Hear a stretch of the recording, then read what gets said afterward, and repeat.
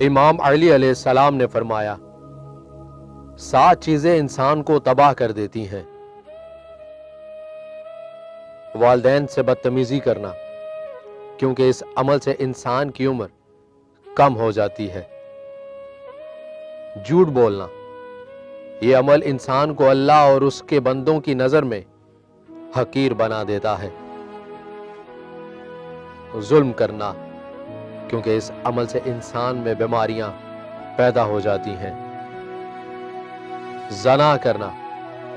اس عمل سے رزق میں تنگی آ جاتی ہے; نشہ کرنا،